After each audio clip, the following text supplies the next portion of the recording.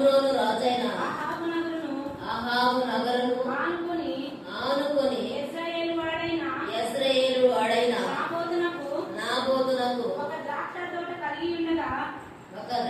తోట కలిగి ఉంది. చిన్న ప్రార్థన చేస్తున్నాం. మహాగరుడ మహోన్నత మీకు స్తోత్రాలు, పరిశుద్ధ నీకు వందనాలు. ఈ దినము నా తండ్రి ప్రభా, నాబోతు అహాబు యెజబెలు గురించి మేము వినబోతున్నాం. పరిశుద్ధాత్మదేవ మీ సహాయం మాకు దయచేయండి. వినగలిగిన చెవిని గ్రహించగలిగిన హృదయాన్ని మీరు మాకు అనుగ్రహించండి. ప్రభు చూపండి మా తండ్రి మీకు స్తోత్రాలు ప్రభా. ఈ శబ్ద యంత్రం ద్వారా వినేవారి హృదయాలను కూడా మేలు చేయండి. మా తండ్రి మీరు కృప చూపి నడిపించమని పరిశుద్ధాత్మ సహాయం మాకు అనుగ్రహించగలరు. తండ్రి మమ్మల్ని బలపరచమని మీ చేతులకు అప్పగించుకుంటూ యేసుక్రీస్తు వారి శ్రేష్టమైన నామములో ప్రార్థించి స్తుతించి వేడుకుంటున్నాము తండ్రి. ఆమేన్. జాగ్రత్తగా విందాం. ఇక్కడ ఈ సంగతులైన తర్వాత ఇశ్రాయేలు షోమ్రోను రాజైన అహాబు నగరును ఆనుకుని ఇశ్రాయేలుడైన నాబోతుకు ఒక ద్రాక్ష తోట కలిగి ఉన్నాడు. అహాబు నగరును ఆనుకొని అహాబుకు ఒక ద్రాక్ష తోట కలిగి ఉంది. ఇంటిని ఆనుకొని మరొక ఇల్లు ఉన్నట్లుగా తన నగరును ఆనుకొని ఈ ద్రాక్ష తోట ఉంది. నాబోతుకు ఒక ద్రాక్ష తోట ఉంది. అయితే అహాబు నగరును ఆనుకొని ఉంది కదా, అందుకని అహాబు చేస్తున్నటువంటి ఆలోచన రెండవ వచనం, అహాబు నాబోతును పిలిపించి నీ ద్రాక్ష తోట నా నగరును ఆనుకొని ఉన్నది కనుక అది నాకు కూర తోటకు ఇమ్ము, దానికి ప్రతిగా దానికంటే మంచి ద్రాక్ష తోట నీకు ఇచ్చేదను, లేదా నీకు అనుకూలమైన ఎడల దానిని క్రయమునకు అమ్మమని అడిగాడు. ఈ రెండు విషయాలు అడుగుతా ఉన్నాడు అతను. అహాబు రాజు, ఈ రాజు నాబోతుని రెండు విషయాలు అడుగుతా ఉన్నాడు. నీ ద్రాక్ష తోట నా గోడను ఆనుకొని ఉంది, నీ స్థలము నా గోడను ఆనుకొని ఉంది, నీ స్థలాన్ని నాకు ఇవ్వు అంటా ఉన్నాడు ఈ అహాబు రాజు. అది కూడా ఎలా అడుగుతూ ఉన్నాడంటే, నీ ద్రాక్ష తోటకు ప్రతిగా మరొక ద్రాక్ష తోట ఇస్తాను, నాకేం ఓరకొద్దు అంటా ఉన్నాడు. అంతేకాదు దానికి క్రయధనమునిచ్చైనా తీసుకుంటానంటా ఉన్నాడు. క్రయధనం అంటే డబ్బులు ఇచ్చైనా కొనుక్కుంటాను, నాకేం ఓరకొద్దులే అంటా ఉన్నాడు. రెండు ఆప్షన్స్ ఇస్తా ఉన్నాడు అహాబు నాబోతుకి. అహాబేమో రాజు తెలుసుకుంటే ఏదైనా చేయగలడు కదా, ఆ విధంగా రెండు ఆప్షన్స్ ఇస్తా ఉన్నాడు నాబోతుకి. ఈ ద్రాక్ష తోటకు ప్రతిగా మరొక ద్రాక్ష తోట అయిన ఇస్తాను, లేదంటే దీనికి బదులుగా డబ్బులైన ఇస్తాను అన్నప్పుడు నాబోతు అనవచ్చు. మనలాంటి వాళ్ళైతే అంటారు, ఒక 10 రూపాయలు చేసేటువంటి ప్లేస్ అనుకో, అది 100 రూపాయలు చెప్పే అవకాశం. రాజు కదా, తనకి అవసరం కూర మొక్కలు నాటుకోవడానికి అంట. శ్రేష్టమైన ద్రాక్ష తోటని కూర మొక్కలు నాటుకోవడానికి అడుగుతా ఉన్నాడు.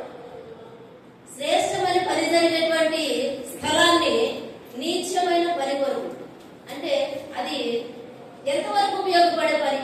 కూర తోట ఎక్కడ నాటుకోకూడదు, 4 చెట్లు వేసుకుంటే చాలు కూరకి, లేదా ఇంకెక్కడైనా వేసుకోవచ్చు. కానీ శ్రేష్టమైన ద్రాక్ష తోట కావాలంట అహాబుకి. దుష్టుడైన భర్త, ఒక దుష్టుడైన భర్తకు దుష్టురాలైన ఒక భార్య కూడా ఉంది, సహకారి. వీరిద్దరు జతపరచబడ్డారు. వీరు వారి సహవాసం 6 నెలలు చేస్తే వారు వీరవుతారు, వీరు వారవుతారు అనేటువంటి సామెతగా అసలు చేసుకోవడం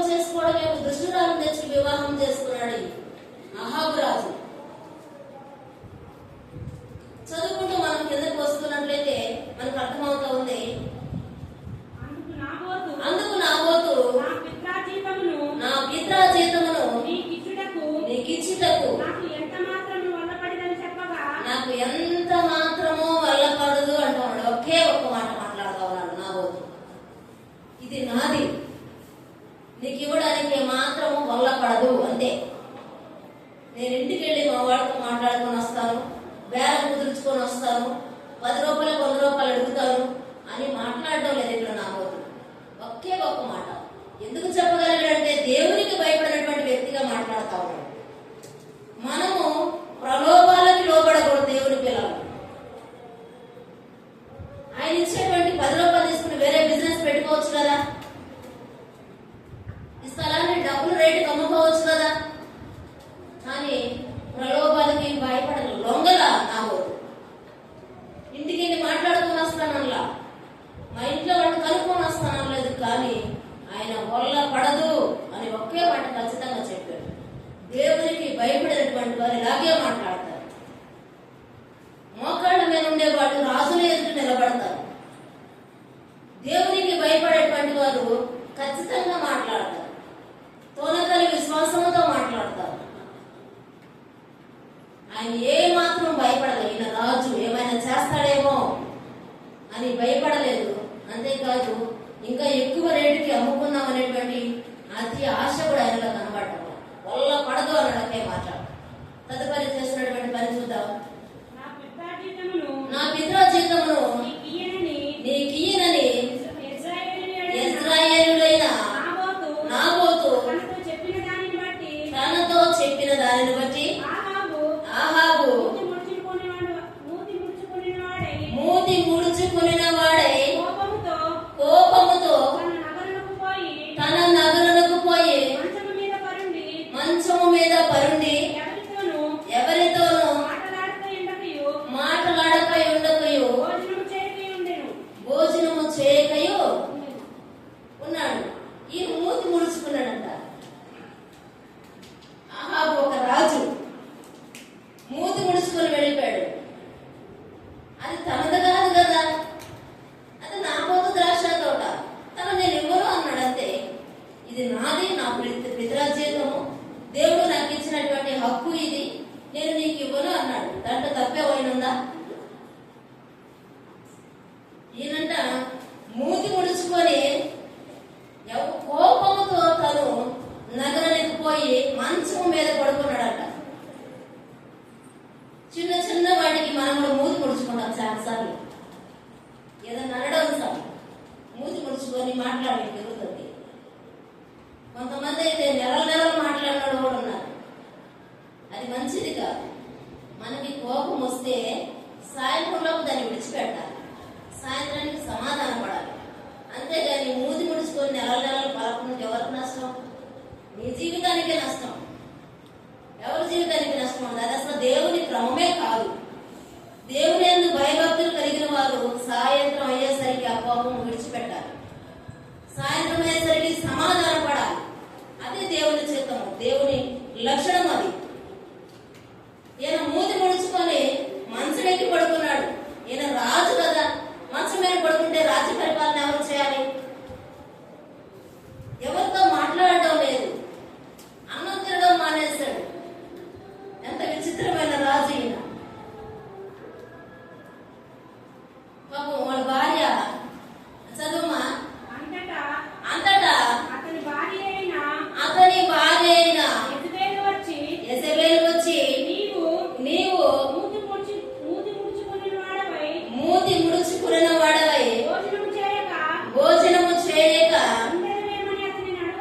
ఉంటివేమి అని అతను అడుగగా అతడు ఆమెతో ఇట్లా నేను ఈ ద్రాక్ష తోటను క్రయమునకు నాకిమ్ము, లేక నీకు అనుకూలమైన ఎడల దానికి మారుగా మరి ఒక ద్రాక్ష తోట నీకు ఇచ్చేదనని ఇశ్రాయేలీయుడైన నాబోతుతో చెప్పగా అతడు నా ద్రాక్ష తోట నీకు ఇయ్యను అన్నాడంట. ఆయన భార్య వచ్చి మాట్లాడుతూ ఉంది. అహాబు రాజు యొక్క భార్య వచ్చి ఆమె ఎక్కడికి వెళ్ళిందో పాపం రాజు మంచం ఎక్కాడు,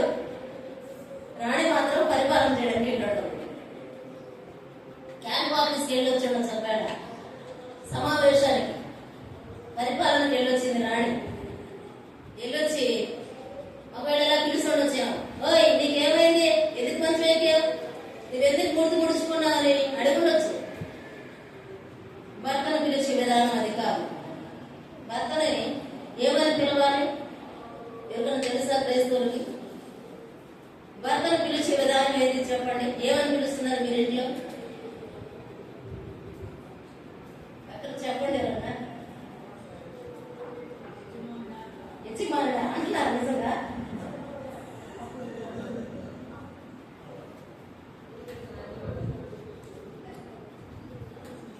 భర్తను నిజంగా యజమానుడాన్ని సంబోధించాలి. ఓయ్ ఆయ్ అని మనం అనకూడదు, పేరు పెట్టి పిలవకూడదు. భర్తను దేవుడు మనకు కిరీటంగా ఇచ్చాడు. అలాంటి భర్తని మనము యజమానుడా అనాలి, లేకపోతే గౌరవ పదవంగా పిలవాలి. అంతేగాని మన ఇష్టం వచ్చినట్టు పిలవకూడదు. ఏమంటా ఉంది, నీవెందుకు మూతి ముడుచుకొని పడుకున్నావు? నీవు అంటావు. నీవు అంటే దానికి ముందు ఓయ్ ఏంటి నువ్వు చేసే పని అని అనవచ్చు. నువ్వెందుకు మంచం మీద ఉన్నావు? అన్న పానములు ఎందుకు తీసుకోకుండా ఉన్నావు అని అడిగినప్పుడు ఆయన అంటా ఉన్నాడు, ద్రాక్ష తోటలో నాకు ఇమ్మని అడిగాను, ఆ ద్రాక్ష తోట నాకు ఈయనని అతడు చెప్పాడు అంటున్నాడు. నాకు అహాబు రాజు. నిజంగా రాజు ఈయన పరిపాలన చేయవలసినటువంటిది. కొన్ని సందర్భాలలో మాట్లాడుతూ ఉంటాం కదా, భర్తను ఏం చేశాడంట? ఏం చేస్తారు భార్యలు? భర్తను ఏం చేస్తారు భార్యలు? కొంతమంది పిల్లిని చేస్తారంట. ఇంతకు ముందే పులే కానీ అయినా ఇప్పుడు పిల్ల అయిపోయాడు అంటారు. అంతేకాక వానకు తెలిసిన పిల్లిలాగా మంచం మీద కూర్చున్నాడు అహాబు రాజు. చాలా మంది భర్తలను లెక్క చేయనటువంటి వారు ఉన్నారు ఈ రోజుల్లో కూడా. నీకే తెలిసిపోయి మౌన కూర్చో అంటారు. నోరు ఎత్తలేనటువంటి వారు ఉన్నారు.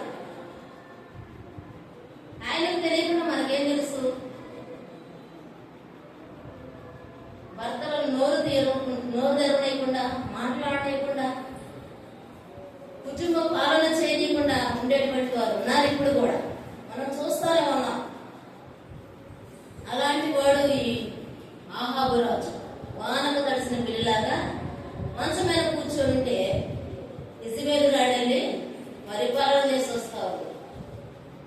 ఈమెను అహాబు రాజు, ఈయన ఇశ్రాయేలీయుల రాజు.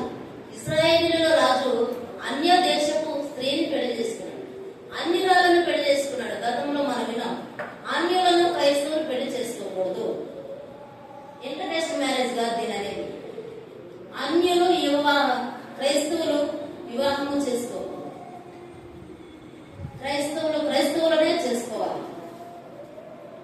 అన్యులనే చేసుకోవాలి. అన్యులను క్రైస్తవులు చేసుకున్నామంటే వీరిని పూజారులుగా వాడు మార్చేస్తారు. రక్షణ పొందిన పురుషుడు రక్షణలోని విశ్వాసం చేసుకుంటే ఆమె ఈయనను దిగజారు చేస్తాడు. చాలా మంది మేము మార్చుకుంటాము, మా ఇంటికి వచ్చినాక మేము చూసుకుంటాం అంటారు. అవన్నీ ఒట్టి మాటలు, ఒట్టి పనులు. వాడు చూసుకోవడం, వాడు గమనించి వీళ్ళే వాడితో కలిసి సినిమాకి వెళ్తారు, వీళ్ళే వాడితో కలిసి గుడికి వెళ్తారు, ఫంక్షన్లోకి వెళ్తారు. అలాగ చేసుకున్నాడు అహాబు రాజు. అన్ని స్త్రీని పెళ్లి చేసుకున్నాడు. ఆమె వచ్చేటప్పుడు కొన్ని దేవతలను కూడా పట్టుకొని వచ్చింది ఇశ్రాయేలు దేశానికి. అలాగనే 85 మంది పూజారులను కూడా తీసుకొచ్చింది. అందుకే ఆమె ఆ అన్య దేవతలను పూజారులను తీసుకొచ్చి యెహోవా దేవుడు కాదు, యెహోవాని ఎవరైనా నమ్ముకుంటే వారిని చంపేస్తాను అనేటువంటి ఆజ్ఞ జారీ చేసింది.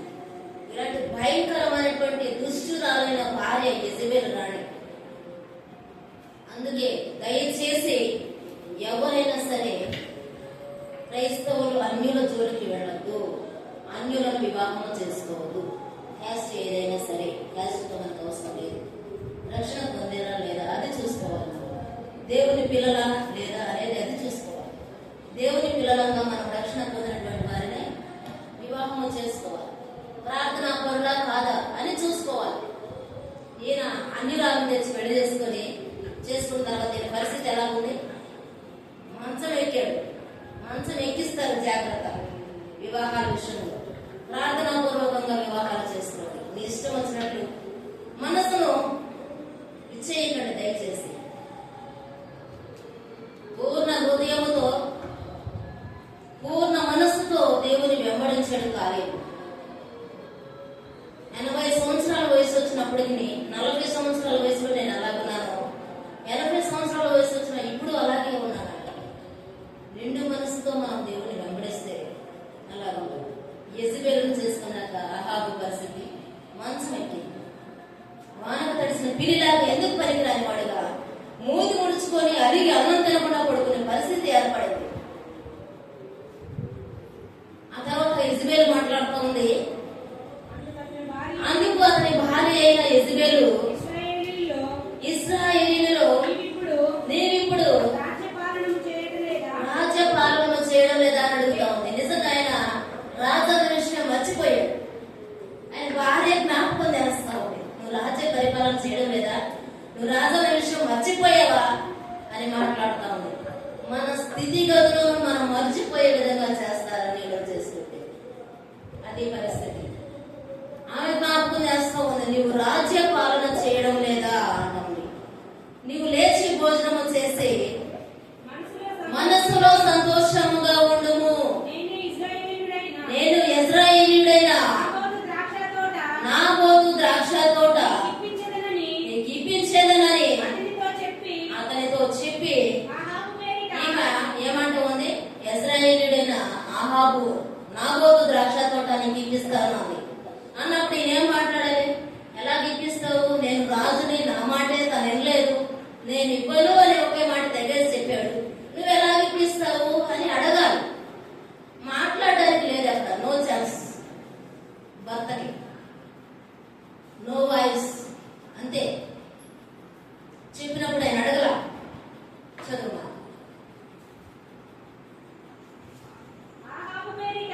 ఆహాబు పేరట తాకీదు రాయించి అతని ముద్రతో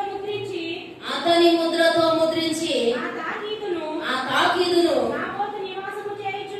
నాబోతు నివాసము చేయుచున్న పట్టణపు పెద్దలకును సామంతులకు పంపిందంట. ఈమె ఆహాబు పేరట తాకీదు ఆమె రాయించింది.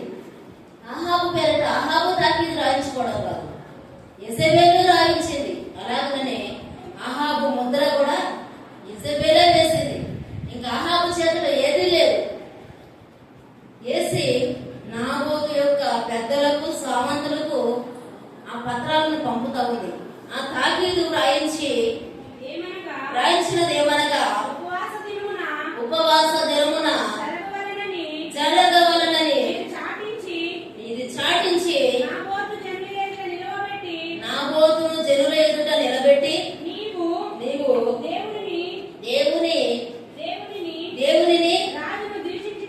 రాజును దూషించితివని అతని మీద సాక్ష్యము పలుకుటకు పనికి మాలిన ఇద్దరు మనుషులను సిద్ధపరచుడి అంటా ఉంది. ఆ ద్రాక్ష తోట కోసం ఈమె చేసేటువంటి పనులు అహాబు యొక్క పేరున తాకీదు రాయించింది, ఆయన ముద్రను వేయించింది, పెద్దలకు పంపించింది. ఆ తదుపరి ఆమె చేస్తున్నటువంటి పని ఏంటంటే, ఆయన దేవుణ్ణి దూషించాడు, అలాగే రాజుని దూషించాడు అనేటువంటి అబద్ధపు సాక్ష్యము పలకడానికి పనికి మాలిన ఇద్దరు మనుషులను సిద్ధపరుచుకుందంట. అబద్ధపు సాక్ష్యాలను పలికించడానికి ఆమె సిద్ధపరచుకుంది.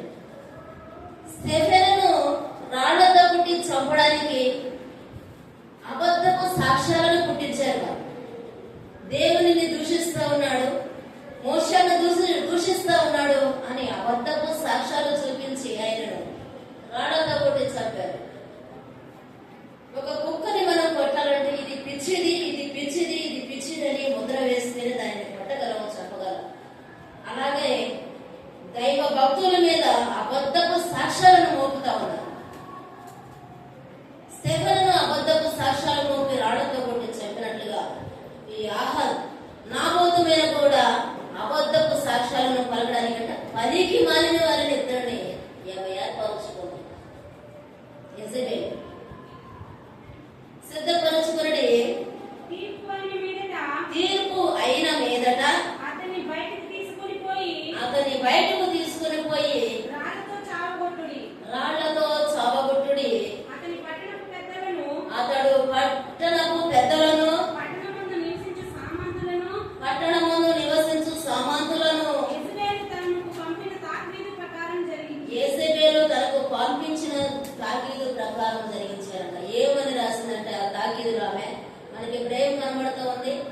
ఆయన దేవుడిని దూషిస్తూ ఉన్నాడు, రాజుని దూషిస్తూ ఉన్నాడు.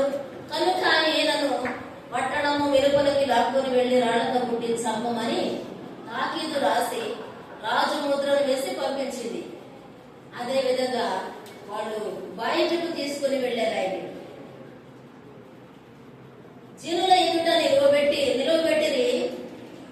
అప్పుడు పనికి మాలిన ఇద్దరు సాక్షులు సమాజంలో ప్రవేశించి అతని ఎదుట కూర్చుండి నాబోతు దేవునిని రాజును దూషించరని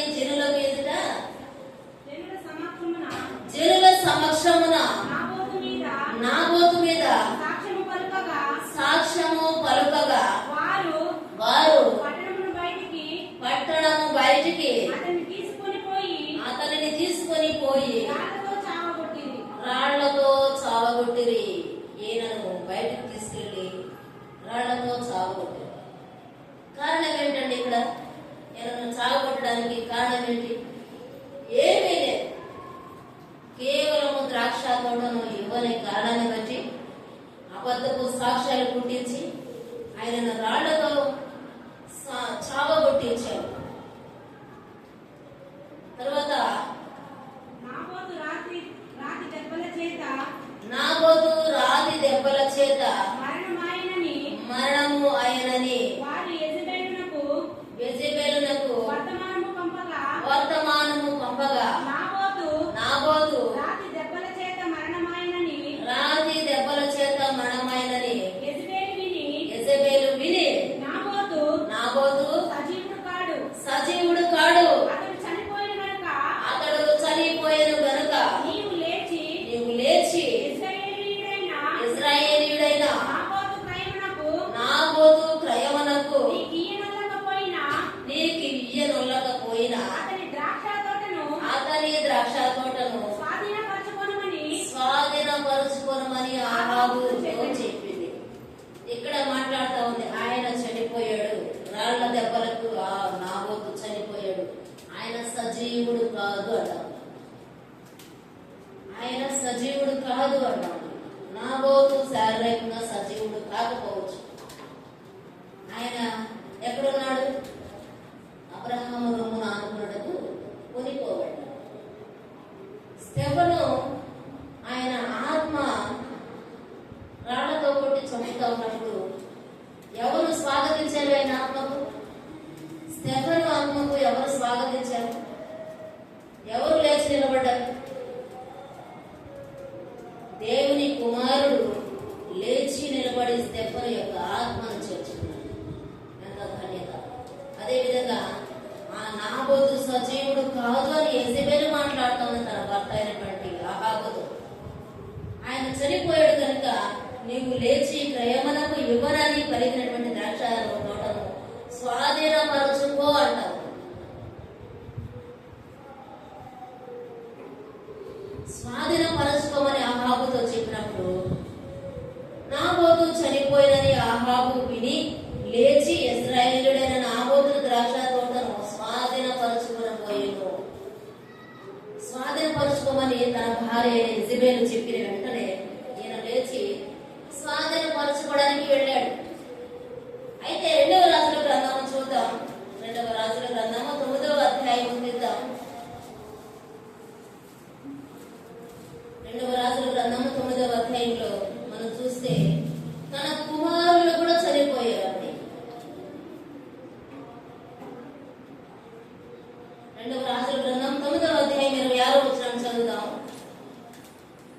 అప్పుడు యెహోవా సెలవిచ్చినదేమనగా నిశ్చయముగా నాబోతు రక్తమును వాని కుమారుల రక్తమును నిన్నటి దినమున నేను చూచితిని కనుక ఈ భూభాగమందు నేను దానికి ప్రతీకారము చేయుదును. ఇదే యెహోవా వాక్కు. అహాబు రాజు నాబోతును చంపించాడు, తన కుమారులను చంపించాడు. వారి రక్తమును దేవుడు చూశాడు. చూసినప్పుడు నిజంగా ఈ భూమి ఎందుకు ఇవ్వనన్నాడంటే, ఆయన దేవుడు నాకు ఇచ్చినటువంటి భూమి ఇది,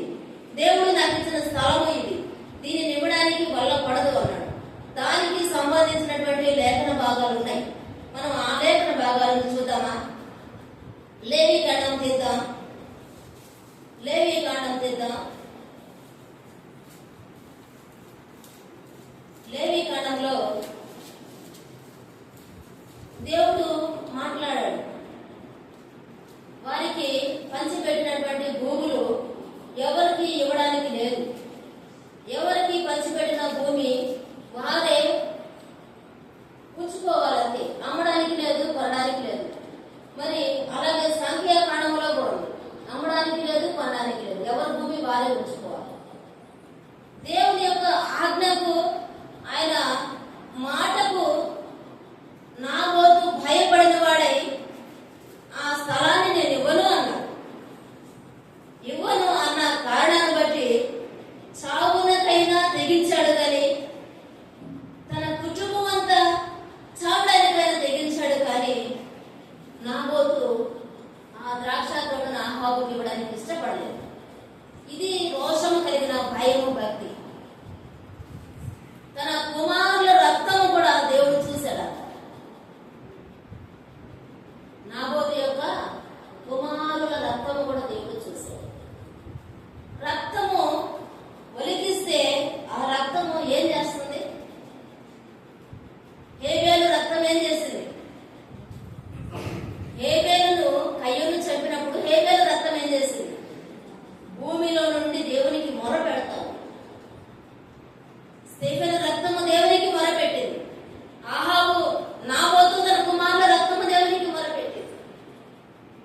దేవుడు చూస్తా ఊరుకునేటువంటి వాడు కాదు. కేవలం నాబోతు దేవునికి భయపడిన వాడై, నా తోటను నేను ఇవ్వను, దేవుడు నాకు ఇచ్చిన స్థలము అది, ఇది నాది అన్నాడు. దానికి ఈ అహాబు యెజెబెలు చేసిన పని, నాబోతును తన కుమారులను చంపి వారి రక్తము కళ్ళ చూశాడు. కానీ దేవుడు విడిచిపెడతాడండి? దేవుడు విడిచిపెడతాడా? దేవుడు విడిచిపెట్టడు. దేవుడు చూస్తా ఊరుకోడు. ఇక్కడ మనకి 5 వ్యక్తులు కనబడతా ఉన్నారు. ఆ 5 వ్యక్తులు ఎవరు? మొదటి వాడు అహాబు కనబడతా ఉన్నాడు. రెండవది యెజెబెలు కనబడతా ఉంది. మూడవది చిన్న ద్రాక్ష తోట కనబడతా ఉంది. నాలుగవది ఏలియా కనబడతా ఉన్నాడు. ఐదవది పరమందున్న మన దేవుడు కనబడతా ఉన్నాడు. పరమందున్న మన దేవుడు విడిచిపెడతాడా? విడిచిపెట్టడు. గలతీయులకు రాసిన పత్రిక 6వ అధ్యాయం 7వ వచనంలో అదే ఉంది. మోసపోకుడి, దేవుడు వెక్కిరించబడడు, నీవు చేసినది నువ్వు ఖచ్చితంగా అనుభవించాల్సిందే. అహాబు యెజెబెలు నాబోతు కుమారులను చంపారు. అయితే దేవుడు ఏలియాతో మాట్లాడుతూ ఉన్నాడు. మొదటి రాజుల గ్రంథానికి వద్దాం. మొదటి రాజుల గ్రంథం 21వ అధ్యాయం. అప్పుడు యెహోవా వాక్కు తిష్బీయుడైన ఏలియాకు ప్రత్యక్షమై ఇలాగు సెలవిచ్చెను, నీవు లేచి షోమ్రోనులో ఉన్న ఇశ్రాయేలు రాజైన అహాబును ఎదుర్కొనుటకు బయలుదేరుము. అతడు నాబోతు యొక్క ద్రాక్ష తోటలో ఉన్నాడంట. ఎక్కడ ఉన్నాడంటే అహాబు నాబోతు ద్రాక్ష తోటలో ఉన్నాడు. ఇప్పుడు నాబోతు లేడు, ఆయన కుమారులు లేరు కదా. మరి దేవుడు ఏమంటా ఉన్నాడు? అహాబు ఉన్నాడు ఆ తోటలో, కానీ దేవుడు నాబోతు ద్రాక్ష తోట అది అహాబు ద్రాక్ష తోట కాదు అంటా ఉన్నాడు. నాబోతు ద్రాక్ష తోటలో ఉన్నాడు.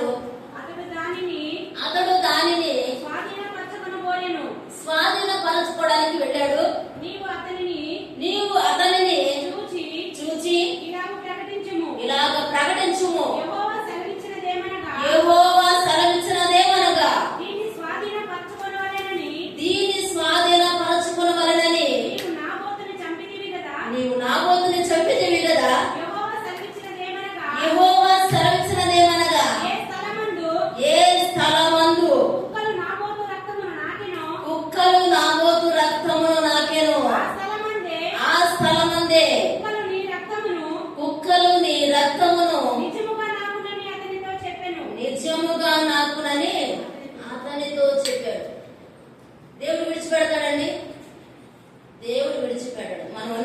తెలివిగా చేశాం, యుక్తిగా చేశాం, జ్ఞానవంతులు మనము మన చేతులకు మట్టి అంటుకోకుండా చేశామని మనం అనుకుంటాం. యెజబెలు కూడా అదే అనుకుంది. అబద్ధపు సాక్ష్యాలు రాపించింది, ముద్ర వేసింది, రాళ్లతో కొట్టి నాబోతును తన కుమారులను చంపించింది. అయితే దేవుడు మాట్లాడుతూ ఉన్నాడు, ఆహాబు నాబోతు ద్రాక్ష తోటలో ఉన్నాడు, వెళ్ళి తనతో ఇలా మాట్లాడు. నాబోతును ఎక్కడైతే చంపావో, నాబోతు రక్తం ఎక్కడైతే కుక్కలు నాకనియో, నిజముగా నీ రక్తం కూడా అక్కడే కుక్కలు నాకుతాయని తిష్పీడైన ఏలియాకు దేవుని యెహోవా వాక్కు ప్రత్యక్షమై, నువ్వు మాట్లాడు, వెళ్ళి నాబోతుతో అహాబుతో మాట్లాడు అంటా ఉన్నాడు.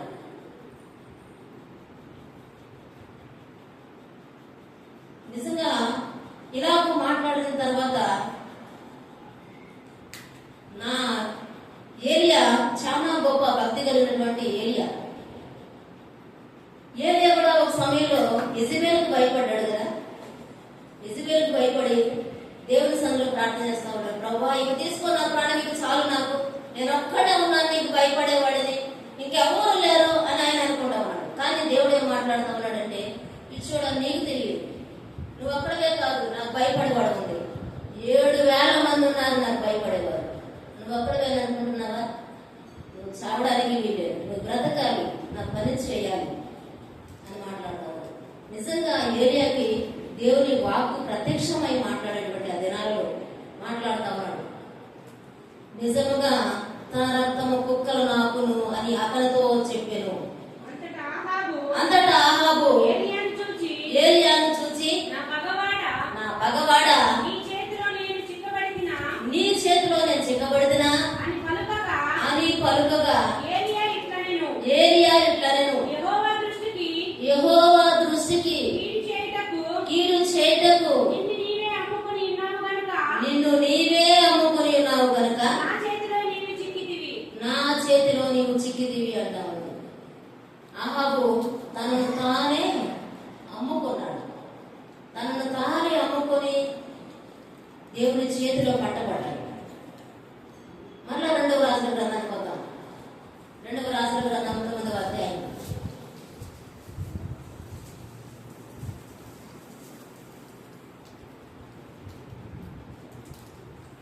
27వ వచనం చదువుదాం. యూదా రాజైన అహజ్యా జరిగిన దానిని చూచి వనములోని నగర మార్గమున పారిపోయాను. ఆయనను యెహూ అతని తరిమి రథమునందు అతని హతము చేయడని ఆజ్ఞ ఇచ్చెను గనుక వారు ఇబ్లేము దగ్గరనున్న తూర్పునకు పోవు మార్గమునందు అతని కొట్టగా అతడు మెగిద్దోకు పారిపోయి అచట మరణమాయెను. అప్పుడు అతని సేవకులు అతని రథము మీద వేసి యెరూషలేమునకు తీసుకొని పోయి దావీదు పురమందు అతని పితరుల సమాధిలో అతని పాతిపెట్టిరి. అహజ్యా ఆహాబు కుమారుడైన యెహోరాము ఏలుబడిలో 11వ సంవత్సరమందు యూదా ఏలన ఆరంభించిన. యెహూ ఇశ్రాయేలు ఊరికి వచ్చిన సంగతి యెజబెలునకు వినబడింది. యెహూ అనేటువంటి వ్యక్తి ఇశ్రాయేలు ఊరికి వచ్చిన సంగతి అంట యెజబెలుకు వినబడింది. వినబడి ఆమె చేస్తున్న పని ఏంటో చూద్దాం మనము. తన ముఖముకు రంగు పూసుకొని శిరోభూషణములు ధరించుకొని కిటికీలో నుండి కనిపెట్టి చూస్తుండగా ఈమె చేస్తుంది ఏం పనంటే యెహూ వచ్చాడు అన్నటువంటి విషయము విని ఆమె ముఖానికి రంగేస్తాం. అప్పుడే ఉన్నాయండి రంగులు, ముఖానికి రంగేస్తా ఉంది. అలాగే తలకంట శిరోభూషణములు పెడుతుంట. శిరోభూషణములు అంటే విగ్గు పెడుతుంది, జుట్టు మార్పిడి చేస్తా ఉంది, ముఖాన్ని మార్పిడి చేస్తా ఉంది, జుట్టు మార్పిడి చేస్తా ఉంది. అది ఎప్పుడు జరిగిందంటే వెంటనే జరగల,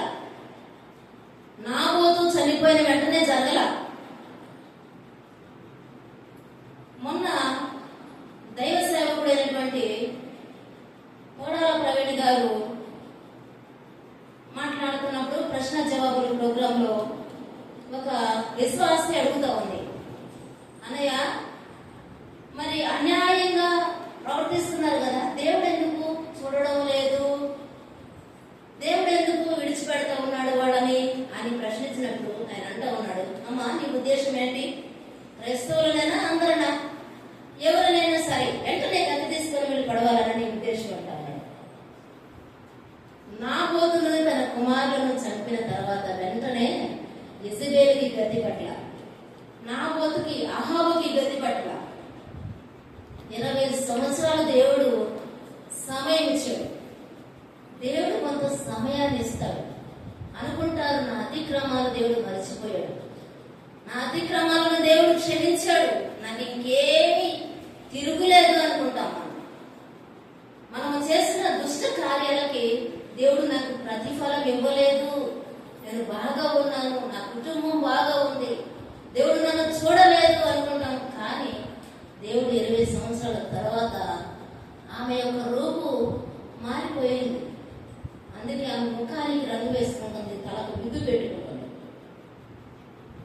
శిరోభూషణములు ధరించుకొని కిటికీలో నుండి ఆ వెంట కనిపెట్టుచుండగా యెహూ గుమ్మము ద్వారానే ప్రవేశించాడు. ఆమె అతనిని చూచి నీ యజమానిని చంపినవాడా, జిమ్రీ వంటి వాడా, నీవు సమాధానంగా ఉంచుచున్నావా అని అడుగుతా ఉన్నట. ఆమె భయం వేస్తా ఉంది. నేను వస్తా ఉంటే ఆయన యజమానిని చంపాడు, ఈయన వస్తా ఉన్నాడు, నన్ను కూడా చంపుతాడేమనేటువంటి భయంతో అంటూ ఉంది, జిమ్రీ వంటి వాడా నీవు సమాధానంగానే వస్తూ ఉన్నావా అని అడుగుతా ఉంది. అతడు తల ఎత్తి కిటికీ తట్టు చూచి నా పక్షమందు ఉన్నవారు ఎవరని అడుగుతా ఉన్నాడు. అడుగగా ఇద్దరు ముగ్గురు పరిచారకులు పై నుండి తొంగి చూశారంట. కిటికీల నుండి యెజబెలు ఉన్న అక్కడ నుండి ఇద్దరు ముగ్గురు ఆమెకు పరిచయం చేసేటువంటి వారు, ఆమె దగ్గర ఉన్నటువంటి వారు కిటికీలో నుండి తొంగి చూశారంట. కింద చూసి దీనిని కింద పడద్రోయుడి అని అతను చెప్పగా వారు దానిని కిందికి పడద్రోసినందున దాని రక్తములో కొంత గోడ మీదను గుర్రముల మీదను చిందెను. మరి గుర్రముల చేత అతడు దానిని త్రొక్కించాడు. దేవుడు చూస్తూ ఊరుకున్నాడండి. దేవుడు చేసినటువంటి పాపాన్ని, దోషాన్ని చూస్తూ ఊరుకున్నాడా? తన దగ్గర ఉన్న చెలికాండ్లే, తన దగ్గర ఉన్న పరిచారకులే ఆమెను ఆ మిద్ది మీద నుంచి, కిటికీల నుంచి కిందకి త్రోసి పెట్టుకున్నది. కింద పడి చచ్చి దాని రక్తము గోడల మీద, గుర్రముల మీద పడింది. అయితే గుర్రములంట దానిని తొక్కిని. నిజంగా రాజకుమార్తె ఈమె, రాజ్య పరిపాలన చేసిన ఈమె, ఆమె చావు ఎలాగుందో చూద్దాం. ఎలాగుందండి? నీచంగా ఉంది, భయంకరంగా ఉంది. ఎలా దుష్ట జీవితం జీవించిందో, దుష్టురాలుగా బ్రతికిందో అదే విధంగా ఆమె చావు కూడా అక్కడ నుండి పడద్రోయబడింది. ఆమె రక్తము గోడల మీద పడింది, చిందింది, గుర్రముల మీద చిందింది, మరియు గుర్రముల చేత అది తొక్కించబడింది. అయితే అంతలో అతడు లోపల ప్రవేశించి అన్నపానములు చేసిన తర్వాత చూడండి, ఆ శాపగ్రస్తురాలంట రాజకుమార్తె అంట. నిజంగా శాపగ్రస్తురాలుగా మారిపోయింది. మన పనులను బట్టి మనము శాపగ్రస్తులుగా మారిపోతాం. మన క్రియలను బట్టి, మన నడవడిని బట్టి మనము శాపగ్రస్తులుగా మారిపోతాం. ఈమె ఒక రాజకుమార్తె. దేవుని వాక్యం ఏమని పిలుస్తుంది? మరి శాపగ్రస్తురాలు రాజకుమార్తె కనుక మీరు వెళ్ళి దానిని కనుగొని పాతి పెట్టుడి అని ఆజ్ఞయ్యగా వారు దాన్ని పాతి పెట్టడానికి వెళ్ళారట. పాపం రాజకుమార్తె కదా, గౌరవంగా సమాధి చేయాలి కదా, దాన్ని పాపం సమాధి చేద్దామని ఆజ్ఞించినప్పుడు వాళ్ళు దానిని పాతి పెట్టడానికి వెళ్ళారు. అయితే దాని కపాలమును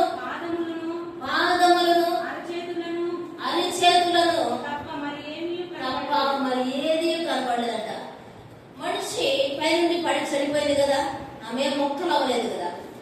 మరి అక్కడ ఉన్నటువంటి భాగాలు చూస్తే కపాలం ఉందంట.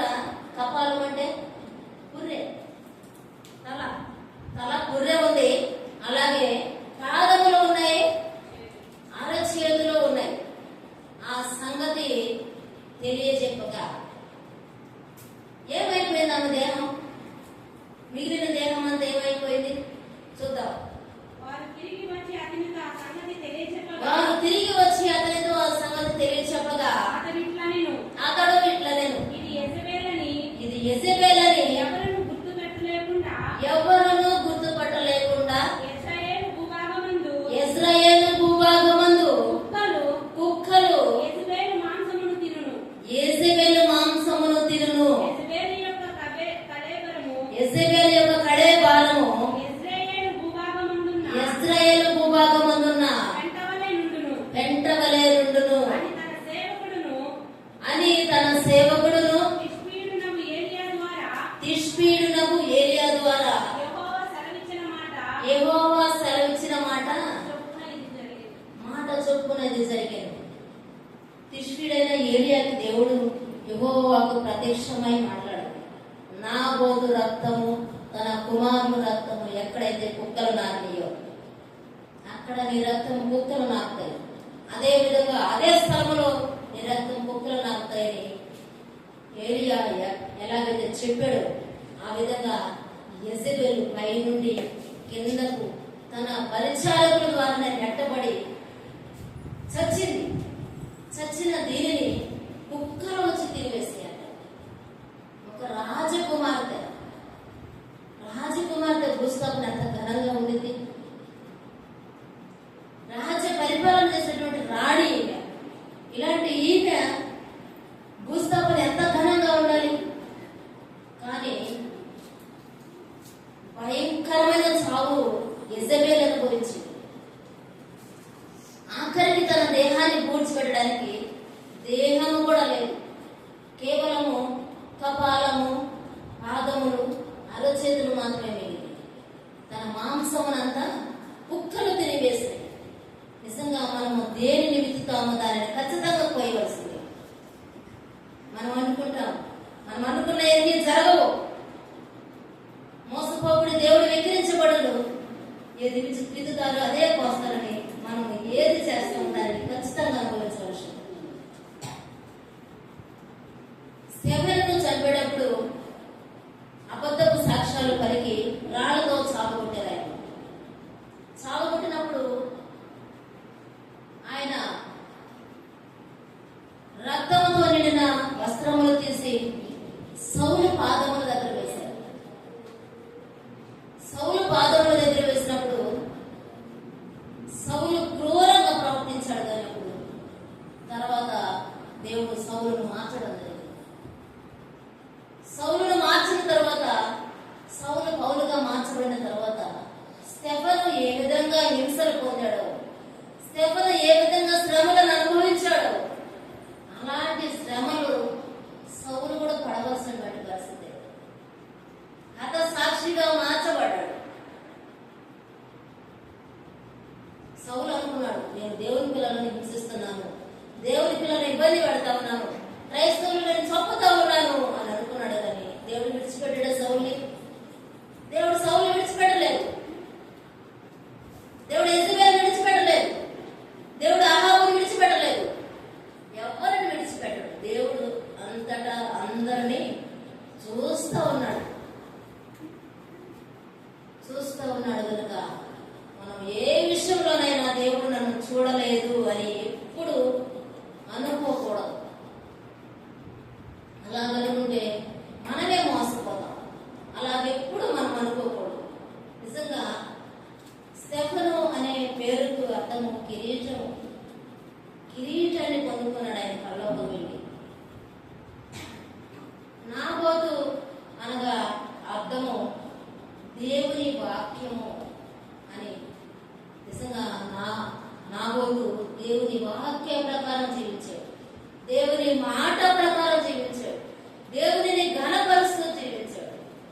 మనము దేవుని ఘనపరుస్తూ ఉన్నామా? మనుషులకు లోబడతా ఉన్నామా?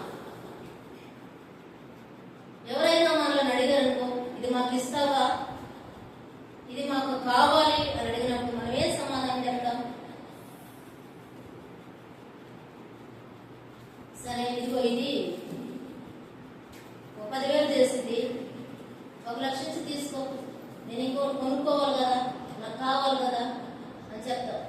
అలాగ చెప్పడానికి వీల్లేదు. దేవుడు నీకు ఇచ్చింది అంతే. దేవుని వాక్యానికి భయపడాలి, దేవుని వాక్యానికి లోబడాలి. దేవుని వాక్యానికి లోబడినటువంటి నాబోతు తనకు కలిగిన దానిని అమ్మడానికి ఇష్టపడలేదు, తనకు కలిగిన దానిని బదులుగా ఇవ్వడానికి ఇష్టపడలేదు. పూల తోట ఎందుకు నాటుకుంటాను అంటున్నాడు. నిజంగా ఆహాబు ఎందుకు నాటుకుంటాను అంటున్నాడు అంటే, ఆయన పిల్లిని చేసింది కదా యెజబెల్, వానకు తడిసిన పిల్లిని చేసింది కదా యెజబెల్. ఇంట్లో పాపం సమాధానం లేదు. ఇంట్లో సమాధానం లేక కూర తోటలో నాటుకున్నాము, ఆ కూరగాయల తోటలోనన్నా కొంచెం ప్రశాంతంగా ఉందాం అనుకున్నాడే. చాలాసార్లు భర్తల విషయంలో భార్యలు అలాగే నిర్లక్ష్యంగా ఉంటారు. సామెతల గ్రంథంలో గయ్యాడైన భార్యతో పూర్తి చేస్తారా? సామెతల గ్రంథం చదువుతున్నటువంటి వాళ్ళు మిద్ది మీద ఒక మూలలో దాక్కోవడం ఉండడం మేలంట. అలాంటి దుష్టురాలైన భార్య యెజబెల్. నిజంగా ఆయన ఘోర మొక్కలను నాటుకోవడానికి ఇష్టపడ్డాడు తన భార్యతో ఉండడం కంటే. దుష్టురాలైన భార్యకు దుష్టుడైన భర్త ఇద్దరు కలిసి చేసిన పని ఏంటి? దుష్టమైన పని జరిగించారు. అలాగే వారు భయంకరమైన చావుని అనుభవించారు. భార్య భర్తలు ఇరువురు చచ్చారు. ఆఖరికి యెజబెల్ యొక్క దేహాన్ని కుక్కలు తిరిగిపోయి పాతి పెట్టడానికి కూడా ఆ దేహము లేదు. నిజంగా మనం దేవుని పిల్లలను చెప్పుకుంటున్నటువంటి మనం ఎంతమందిని మోసం చేస్తా ఉన్నామో, ఎంతమందిని ఇబ్బంది పెడతా ఉన్నామో, దేని కొరకు ప్రాకులాడుతూ ఉన్నామో మనల్ని ఆలోచన చేసుకోవాలి. మోకాళ్ళ మీద నిలబడేవారు రాజులు ఎదురు నిలబడగలుగుతారు. ఏ పరిస్థితికి భయపడాల్సిన అవసరం లేదు. దేవుని సన్నిధిలో ఉన్నటువంటి మనము దేనికి భయపడాల్సిన అవసరం లేదు. దేవుని వాక్యానికి నాబోతు ఎలాగా లోబడ్డాడో, దేవుడు ఇచ్చిన దానిని కాపాడుకోవడానికి ఎలాగా పాటుపడ్డాడో నాబోతు. నిజంగా అబద్ధపు సాక్ష్యాలు పుట్టించినప్పటికీ, తాను తన కుమారుడు చంపబడ్డప్పటికీ అయితే ఆయన ఒప్పుకోలేదు. దాని ప్రతిఫలము యెజబెలు అహాబు అనుభవించడం జరిగింది. అందుకే దేవుని పిల్లలను, దేవుని పనిని ఎప్పుడూ మోసం చేయకూడదు. దేవుని నమ్మకమైన వ్యక్తిగా ఉన్నాడు నాబోతు. దేవుని ఘనపరిచే వ్యక్తిగా ఉన్నాడు నాబోతు. ఆయనను ఇబ్బంది పెట్టి ఏమి సంతోషం అనుభవించారు యెజబెలు అహాబు? ఆయనను చంపి ఏమి సంతోషం అనుభవించారు? ఏ రాజ్య పాలన చేశారు? మనము గుర్తు పెట్టుకోవాలి. మనం ఏది విత్తుతామో దానిని పోయాల్సిందే. దానిని జ్ఞాపకం పెట్టుకొని మనము దేవుని సన్నిధిలో నమ్మకంగా ముందుకు వెళ్ళాలి. ఒక వ్యక్తి జ్ఞాపకం వస్తా ఉన్నాడు. మనం విన్నటువంటి వాక్యం మీకు జ్ఞాపకం పొందలేదు. అదోనీబెజెక్ అనేటువంటి వ్యక్తి 70 మంది బొటన వేళ్ళు కోసాడు కదా, రాజు ఇబ్బంది పెట్టాడు కదా. ఆఖరికి ఆయన బొటన వేళ్ళు కూడా కట్ చేయబడ్డాడు. పరిగెత్తించి చంపారు అదోనీబెజెక్. మనం ఏది చేస్తామో ఇది ఖచ్చితంగా మన మీదకి వచ్చింది. ఈ రోజు రాకపోవచ్చు, కానీ రేపైనా వచ్చింది. రేపు రాకపోవచ్చు, ఎల్లుండైనా వచ్చింది. ఏదో ఒక రోజు ఖచ్చితంగా ఆ శిక్ష నుంచి మనం తప్పించుకోవడం వల్ల కాదు, మరణము తప్పించడం ఎక్కువ వర్షం అయిపోతుంది.